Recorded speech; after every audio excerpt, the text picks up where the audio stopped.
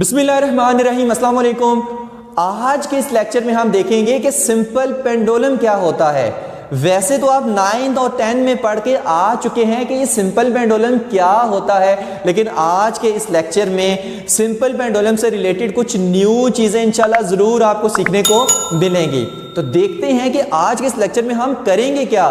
पहले हम देखेंगे कि सिंपल पेंडुलम होता क्या है, फिर हम देखेंगे कि क्या जो सिंपल पेंडुलम की मोशन है क्या वो सिंपल हार्मोनिक मोशन है। फिर हम देखेंगे कि जो सिंपल पेंडुलम का टाइम पीरियड और फ्रीक्वेंसी का रिलेशन है वो हम आसान ट्रिक्स के साथ किस तरह से डिराइव कर सकते हैं। तो सबसे पहले देखते हैं कि ये सिंपल पेंडुलम होता क्या है।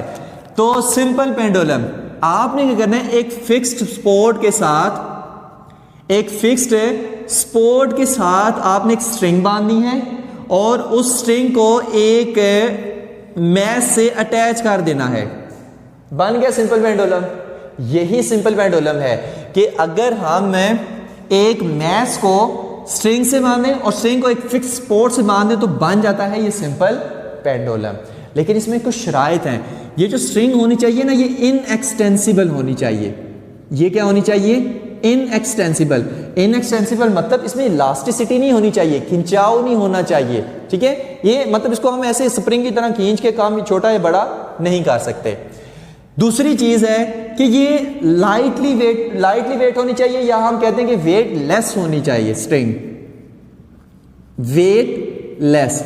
अब वेट लेस से यहां पर क्या मुराद है कि इस मैश के मुकाबले में इस स्ट्रिंग का जो वेट है वो बहुत ज्यादा कम है, और इतना ज्यादा कम है कि हम इसके वेट को निगलेक्ट कर रहे हैं और हम कह रहे हैं कि ये स्ट्रिंग क्या है, वेट लेस है। और ये क्या है, मैस एम है, जिसको हम बॉब भी कहते हैं। कोई भी बॉल हमने इसके छोटी सी बॉल साथ पैच कर दी, जिसको हम बॉब भी कहते हैं, स्मॉल बॉब, जिसका मैस एम है। तो ये हमारे पास क्या है, सिंपल पेंडुलम है। इसकी पहले डेफिनेशन देख लेते हैं, उसके बाद नेक्स्ट इसकी चीजें देखते हैं। A simple pendulum consist of a small heavy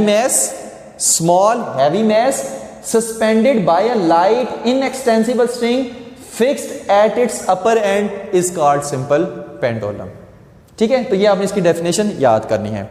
अब देखें इस जो स्ट्रिंग की लेंथ है वो पहले देखें कितनी है। सेंटर ऑफ बॉब से लेकर इस फिक्स एंड तक जो इसकी लेंथ होती है ना, वो हम कहते हैं ये कितनी है, ये लेंथ L है। ये लेंथ कितनी है, L है।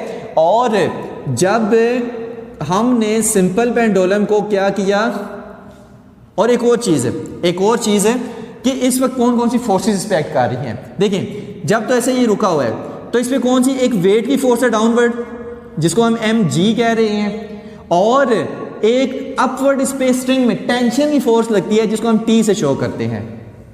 अब ये क्या है, इक्विलिब्रियम पोजीशन में, रेस्ट पोजीशन पे है, यानी टेंशन की फोर्स ने वेट की फोर्स को क्या किया हुआ है, बैलेंस किया हुआ है। ओके हो गया। तो ये हमारे पास क्या है, सिंपल पेंडुलम। अब हम क्या करेंगे कि इस पेंडुलम को यहां से डिस्प्लेस करेंगे थोड़ा सा, कितना डिस्टेंस, x डिस्टेंस तक हम क्या करेंगे, इसको डिस्प्लेस करेंगे। और x डिस्टेंस आप ये कर लें, x डिस्टेंस तक इसको डिस्प्लेस करेंगे, और जब इसको डिस्प्लेस करके ऐसे छोड़ देंगे तो ये क्या करना शुरू हो जाएगा, टू एंड फ्रो मोशन करना शुरू हो जाएगा। मतलब कि वाइब्रेटरी या आप कह लेंगे ऑसिलेटरी मोशन शुरू कर देगा। ऐसा ही है ना।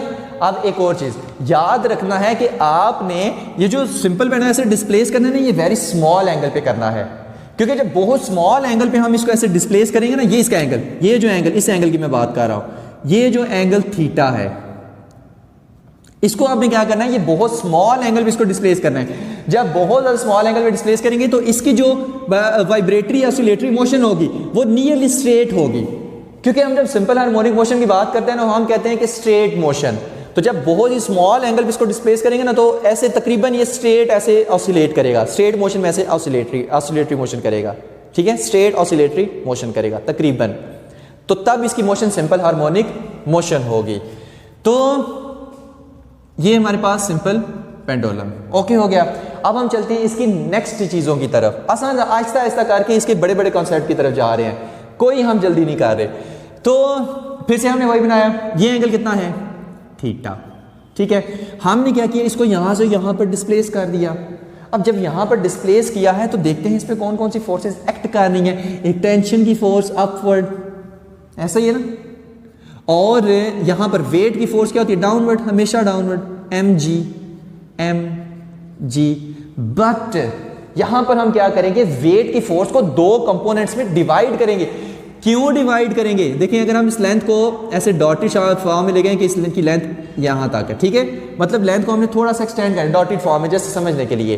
देखें यहां पर क्या होगा, वेट की फोर्स के दो कंपोनेंट्स बनेंगे। हम वेट की फोर्स को दो कंपोनेंट्स में रिजॉल्व करेंगे क्योंकि हम देखना चाह रहे हैं कि वेट की फोर्स का कौन सा कंपोनेंट है जो इस पेंडुलम को, इस मैस को वापस ला रहा है अपनी मीन पोजीशन की तरफ। एक और चीज याद रखें कि इसमें ये क्या होती है, मीन पोजीशन जब वो रेस्ट पर है, और दो एक्सट्रीम पोजीशन होती है, एक ये एक्सट्रीम पोजीशन, एक ये एक्सट्रीम पोजीशन, ठीक है, एक मीन दो एक्सट्रीम पोजीशन होती हैं। तो यहां पर वेट की फोर्स को हम क्या करेंगे, दो कंपोनेंट्स में रिजॉल्व करेंगे और देखेंगे कि कौन सा कंपोनेंट रिस्पॉन्सिबल है इसकी रीस्टोरिंग फोर्स के लिए, इसको वापस लाने के लिए। देखिए अगर ये एंगल थीटा है तो ये भी एंगल कितना है, थीटा। एम जी का ये कंपोनेंट कौन सा होगा, ये होगा एम जी कॉस थीटा, और यहां से इसके परपेंडिकुलर ये कंपोनेंट कौन सा होगा, एम जी साइन थीटा, ठीक है। अब ये क्यों हमने लिखा है, देखिए अगर फॉर एग्जांपल ये वेक्टर है, फॉर एग्जांपल ये वेक्टर ए है और ये थीटा है, थीटा के साथ वाला कॉस थीटा होता है, ए कॉस थीटा, और उसके परपेंडिकुलर ये कौन सा होता है, ए साइन थीटा होता है। तो यहां पर देखिए थीटा कहां पर है, ये थीटा है, थीटा के साथ वाला कॉस थीटा, और इसके एक परपेंडिकुलर कंपोनेंट ये sine theta, M G sine theta. Okay हो गया, तो ये चीज याद रखें, अक्सर लोगों के ये कंपोनेंट रिजॉल्व करना नहीं आते। थीटा के साथ वाला कॉस थीटा, उसके परपेंडिकुलर साइन थीटा, ये थीटा है तो थीटा के साथ वाला कॉस थीटा, और इसके ये परपेंडिकुलर ये क्या है, साइन थीटा है। हम ना इसको अगर इससे ग्रीन मार्कर से बना दें ताकि समझने में क्या हो, आसानी हो, ग्रीन मार्कर से ये, ठीक है, ये वाला कंपोनेंट तो परपेंडिकुलर होता है। अब गौर से सुनना है, यहां पर टेंशन की force upward, M G cos theta downward, इस टाइम कितनी फोर्सेस पे लग रही हैं, तीन, टेंशन की force upward, M G cos theta, M G sine theta, तीन। अब यहां पर देखिए एम जी कॉस थीटा नीचे की तरफ, टेंशन की फोर्स अपवर्ड, तो ये दोनों एक दूसरे को क्या कर रही हैं, बैलेंस कर रही हैं। ये दोनों एक दूसरे के इफेक्ट को क्या कर देंगे, कैंसिल, ये दोनों इक्वल हैं मैग्नीट्यूड में, बट डायरेक्शन में क्या है, अपोजिट है। और मुझे ये बताएं कि इस पेंडुलम को, इस मैस को जो मीन पोजीशन की तरफ वापस लेके आ रही है, वो फोर्स का जो वेट की फोर्स उसका कौन सा कंपोनेंट है, क्या एम जी कॉस थीटा इसको वापस लेके आ रहा है, या एम जी साइन थीटा है वो इसको वापस लेके आ रहा है। तो आप कहेंगे कि sir M G cos theta तो इधर है, ये तो नहीं वापस ला रहा, एम जी साइन थीटा इधर है, यानी एम जी साइन थीटा इसको वापस ला रहा है। तो रीस्टोरिंग फोर्स का काम कौन कर रहा है, M G sine theta. Restoring force का काम कौन कर रहे हैं, M G sine theta. Restoring force वही फोर्स है जो फोर्स बॉडी को मीन पोजीशन की तरफ लेकर आती है।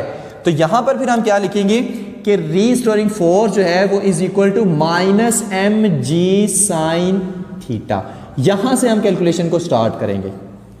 अब माइनस हाफ भी क्यों आया है, क्योंकि जो रीस्टोरिंग फोर्स होती है वो always directed toward mean position होती है। अगर मैं फॉर एग्जांपल इसको इधर डिस्प्लेस कर रहा हूं तो जो रीस्टोरिंग फोर्स होगी वो इस तरफ होगी, टुवर्ड मीन पोजीशन। इस वजह साथ में नेगेटिव का साइन आया है। यहां तक ओके है। अब इस रीस्टोरिंग फोर्स की वजह से इसमें ज़ाहिर है एक्सेलरेशन भी आएगा।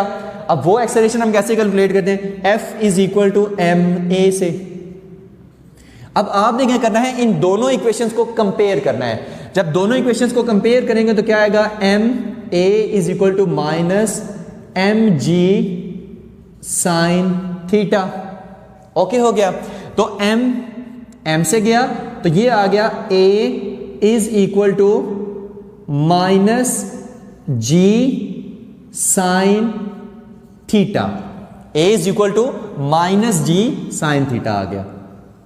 अब यहां पर देखना है थीटा साइन थीटा की कहानी। याद रखिए कि जब थीटा बहुत ज्यादा स्मॉल हो ना, when theta is very small, when theta is very small, क्योंकि हमने बहुत ज्यादा स्मॉल एंगल पे इसको डिस्प्लेस किया है, तो क्या होता है कि sine theta nearly approaches to theta होता है। Sine theta nearly approaches to theta होता है। जैसे ना 1 डिग्री कितना होता है, रेडियन में 0.0174 रेडियन कितना होता है 1 डिग्री 0.0174 रेडियन होता है। अगर आप निकाले ना कैलकुलेटर पे साइन 1 डिग्री तो आप देखना 0.0174 रेडियन ही आएगा, यानी उसकी वैल्यू कितनी आएगी 0.0174 ही आएगी। यानी कि थीटा अगर बहुत ज्यादा स्मॉल हो 1 डिग्री हो 2 डिग्री हो 3 डिग्री हो 4 हो या 5 हो तो इसका फिर मल्टीपल आएगा। 2 डिग्री है तो इसको 2 से मल्टीप्लाई कर दे वो आंसर आ जाएगा, 3 है तो इसको 3 से मल्टीप्लाई कर दे वो आंसर आ जाएगा। यानी बहुत ज्यादा छोटू एंगल के लिए, बहुत ज्यादा स्मॉल एंगल के लिए sine theta nearly approaches to theta होता है। मतलब 1 डिग्री का जो आंसर वैसे 0.0174 आता है, कैलकुलेटर पे साइन 1 डिग्री करेंगे तब भी यही आएगा। ओके हो गया, याद रखना है इसको। तो यहां पर फिर मैं साइन थीटा की जगह क्या पुट कर देता हूं, a is equal to minus g theta. क्यों? क्योंकि साइन थीटा मैंने कहा है नियरली अप्रोचेस थीटा, इस वजह से a is equal to minus g theta. नींद नहीं आनी चाहिए, ध्यान इधर होना चाहिए, सोखा टॉपिक है। A is equal to minus g theta, यहां तक एक कहानी होगी। अब हम नेक्स्ट कहानी चलाते हैं। नेक्स्ट कहानी देखिए अगर हमने 5वें चैप्टर में पढ़ा था कि अगर कोई बॉडी है यहां से चल के यहां पर जाती है तो जो सेंटर से वो एंगल बनाती है वो कौन सा बनाती है, थीटा। और ये क्या है, रेडियस ऑफ सर्कल, और ये क्या थी, आर्क। ठीक है, और इसको हमने कैलकुलेट कैसे किया था, s is equal to r theta और theta is equal to s by r. यही हमने किया था ना, theta is equal to s by are.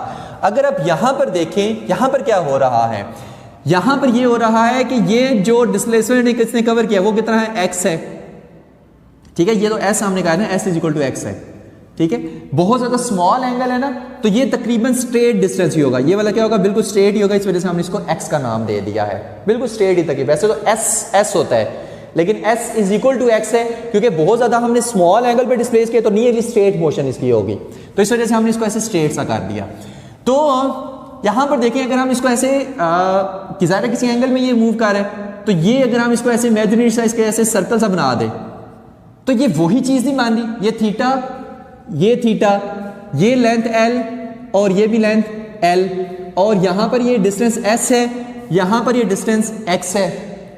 तो यहां पर फिर क्या मैं लिख सकता हूं कि थीटा इज इक्वल टू, यहां पर क्या आता एस बाय आर, तो और यहां पर क्या होगा एल बाय एक्स हो जाएगा। फिर से यहां पर sorry x by L, I am sorry x by L, यहां पर क्या था एस बाय आर, यहां पर क्या होगा एक्स बाय एल हो जाएगा। तो theta is equal to x by L. Okay हो गया, ये चीज याद रखनी है। अब ज्यादा गंद ना बाजे, इसको मैं रेज कर रहा हूं, ये नोट कर लेना है। और theta is equal to x by l, मैं इसको साइड पे लिख रहा हूं, theta is equal to x by l. ठीक हो गया, theta is equal to x by l, theta is equal to x by l. तो यहां पर वो पुट कर दें, a is equal to minus g x by l, या इसको आप इस तरह a is equal to minus g by L into x. ठीक हो गया। अब ये है एक्सेलरेशन ऑफ सिंपल पेंडुलम, ये क्या है, एक्सेलरेशन ऑफ सिंपल पेंडुलम।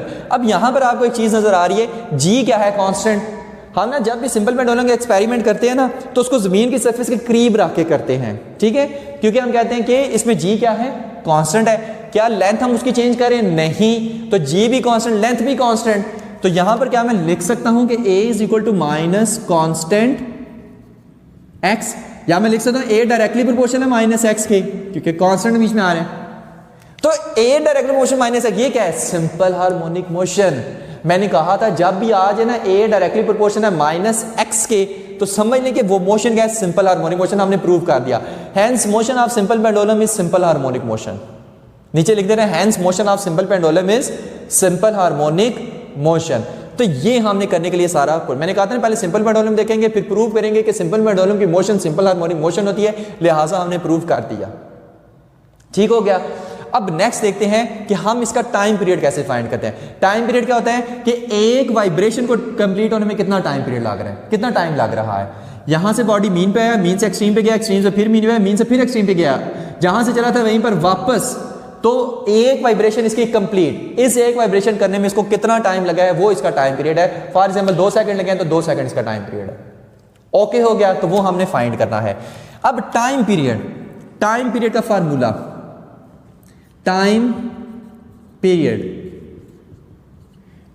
का फार्मूला क्या होता है, T is equal to 2 pi by omega. ठीक है, पहले भी हम इसको डिस्कस करके आ चुके हैं।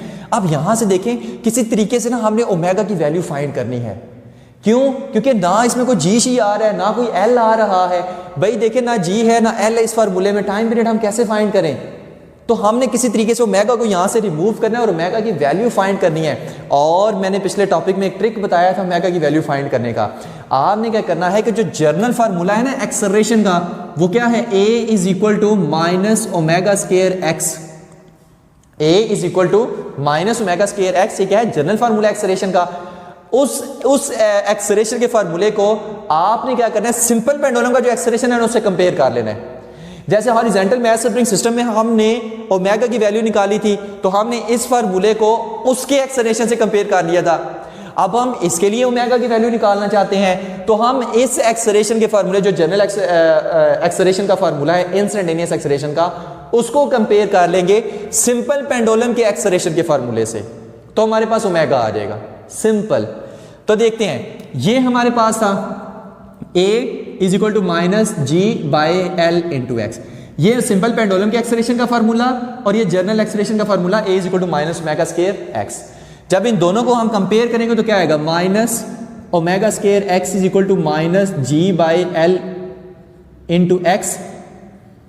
एक्स से गया नेगेटिव से, omega square is equal to g by l, और omega is equal to g by l का स्क्वायर रूट। ठीक है, दोनों तरफ स्क्वायर रूट है। आ गई ओमेगा की वैल्यू। अब जब ये ओमेगा की वैल्यू आ गई है तो बाकी तो हलवा है सारा। तो देखते हैं, t is equal to 2 pi square root g by l, omega की वैल्यू यहां पर आपने पुट कर दी है। तो टाइम पीरियड का फार्मूला क्या आएगा, t इज इक्वल टू 2 पाई, ये जब यहां से ऐसे ऊपर पूरी टर्म जाएगी तो क्या आ जाएगा, L बाय जी। क्या आ जाएगा, L by g. t is equal to 2 pi over square root g by l, और square root g by l होगा तो हमारे पास ऊपर जाएगा क्या हो जाएगा, L by g. t is equal to 2 pi L by g हो जाएगा। ठीक हो गया।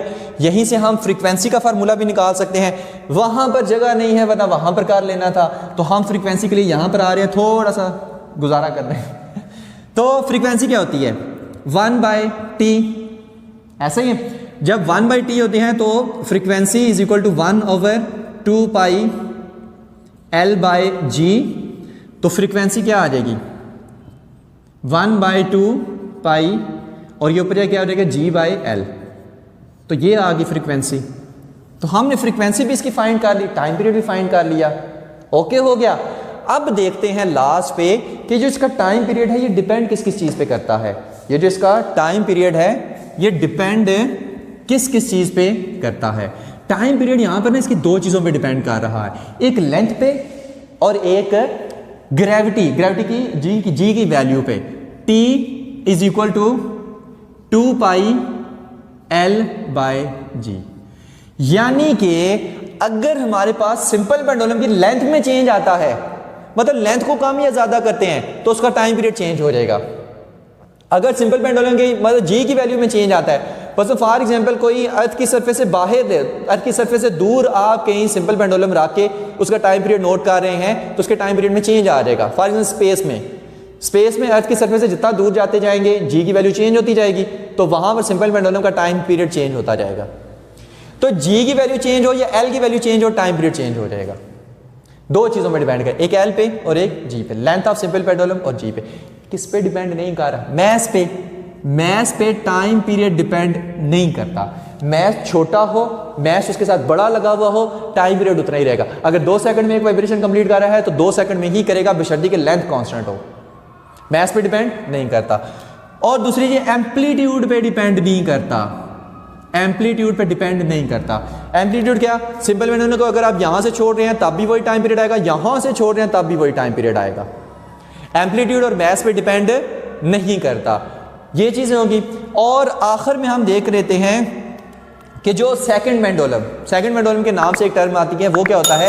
ये ऐसा पेंडुलम होता है कि जिसका टाइम पीरियड 2 सेकंड होता है, उसको हम क्या कहते हैं? Second pendulum. तो ये था हमारा आज का लेक्चर सिंपल पेंडुलम। होप्स हो कि आपको सारी बातें इसकी समझ आ गई होंगी। Thank you very much. अल्लाह हाफिज़।